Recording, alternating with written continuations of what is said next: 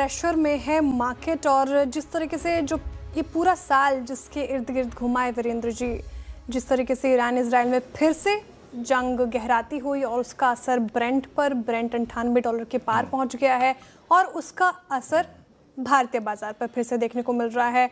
और अब देखें, आप जिस रिकवरी की बात कर रहे थे हम, वो थोड़ी फेल हो रही है। कल का इंपॉर्टेंट सेशन है, क्लोजिंग अभी बाकी है, 1.5 घंटा है। कैसे ब्रीच करें सर इस मार्केट को? कौन से लेवल्स इंपॉर्टेंट हो गए अब निफ्टी, बैंक निफ्टी के लिए, क्योंकि स्थिति थोड़ी गंभीर नजर आ रही है और ब्रेथ भी काफ़ी ख़राब है आज मार्केट की। बिल्कुल, देखिए श्रेया, मैंने सुबह एक बात कही थी, first of all that 23067 is critical, वो लो लगाया हमने। अगर हम उस लो को सेव करते हैं then a reversal is possible, but कहाँ तक? आप सुबह को के व्यू को सुनिएगा, मेरे एक बिल्कुल क्लियर क्रिस्टल व्यू था। RS1 is quite far, but post gap down 300 अंकों के गैप डाउन के बाद हमारा रेजिस्टेंस कन्वर्ट हो जाएगा 23250 एंड 330, यानी पिछले सेशन की लोवेस्ट ट्रैजेक्टरी। और निफ्टी का इंट्राडे हाई देखिए, दैट्स ऑलमोस्ट 267।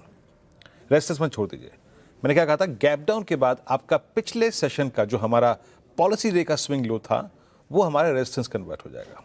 क्यों? इसके पीछे एक टेक्निकल रीजन है। कल एक्सपायरी भी है, तो एक 200 पॉइंट के पुलबैक के बाद ये लाजमी है कि कुछ कॉल आइटर्स भी आएंगे, तो कॉल आइटर्स ने एक स्ट्रॉन्ग ग्रिप ले लिया। मैं अभी भी नहीं कह रहा हूं कि ये सेशन कोलैप्स हो जाएगा, मैं अभी भी नहीं कह रहा हूं।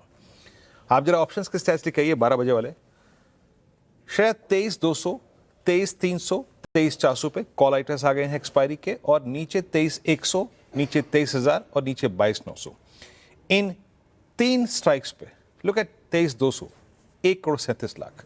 Look at 23,300, 1,44,00,000। और यहाँ पे पुट्स देखिए, इन दोनों पुट्स में लगभग 3.5 करोड़ पुट खड़ी हैं। यानी ये लाइकली है कि निफ्टी इसी रेंज में रहे 23,060-70 के ऊपर, बट बिलो 23,250। कोई लॉजिकल ट्रेड नहीं है मेरे ख्याल से। This is frankly speaking falling in the grips of option writers, जो इस रेंज के ऑप्शन राइटर्स हैं। लेकिन अगर आपने सुबह एक बाय ट्रेड लिया तो ठीक है, बट शायद दिक्कत ये है ना, जो बातें आपने कही, आई मीन क्रूड एट 98। सुबह जब हम बात कर रहे थे crude was at 96, it's now 98। Iran ने स्ट्राइक किया, यूएस ने मना किया फर्दर स्ट्राइक्स नहीं होंगे, इजराइल स्ट्राइक्स ना करे, इजराइल ने करी उसके बावजूद। अब आप ये देखिए, अभी कुछ देर पहले इंडियन एम्बेसी इन ईरान, उन्होंने एक स्टेटमेंट जारी किया है कि सभी भारतीय जो है वो ईरान छोड़ें। ये अपने आप में अगर आप देखें एक बड़ी नेगेटिव डेवलपमेंट है। आई थिंक ये हमको आज रात के लिए, अगली रात के लिए, अगले 2 दिन के लिए बड़ा स्केप्टिकल कर रही है, एंड स्पेशली जब क्रूड 98 स्ट्राइक कर रहा है। कन्विक्शन कि यहाँ से बाजार बहुत अच्छा चलेगा कम है श्रेया, बट मैं ये कहूँगा श्रेया, अगर रात को मान लीजिए कुछ हो ही गया, कल फिर 300 पॉइंट का गैप डाउन हो गया तो क्या करेंगे? तो कोई ट्रेड लेके नहीं जाएंगे, बट इट सीम्स श्रेया कि 23,060-70 हम होल्ड कर लेंगे अगर क्रूड यहाँ भी रहा 9750, और एज ऑफ नाउ 23,300 के नीचे रहेंगे। एटलीस्ट आज की इस क्लोजिंग का सेशन का ये जो सेटअप है वो यही कह रहा है Shreya. Not any further fireworks या फिर कोलैप्स पॉसिबल है। कोलैप्स तभी पॉसिबल है श्रेया अगर हमें या तो वो गैप डाउन के साथ मिल जाए कल, या फिर अभी स्क्रीन पर ही हम अगले 1 घंटे में क्रूड पे कोई बड़ा लेवल देख लें, 99-100 इसको पार कर दें, then a collapse is possible. Otherwise it looks like that कि हम 23,100 के ऊपर और 23,250 के नीचे रहेंगे श्रेया। ये तो निफ्टी पे व्यू हो गया वीरेंद्र जी, लेकिन बैंक निफ्टी जो कि थोड़ी स्ट्रेंथ दिखा रहा था निफ्टी की कंपैरिजन में, और इसका क्रूड का बढ़ना नेगेटिव इम्पैक्ट निफ्टी पे उतना ही, बैंक निफ्टी पे उतना ही पड़ता है। देखिए किस कदर वॉलेटाइल हुआ है, लेकिन फिर भी निफ्टी की कंपैरिजन में वीरेंद्र जी देखें तो बैंक निफ्टी थोड़ा कोशिश कर रहा है।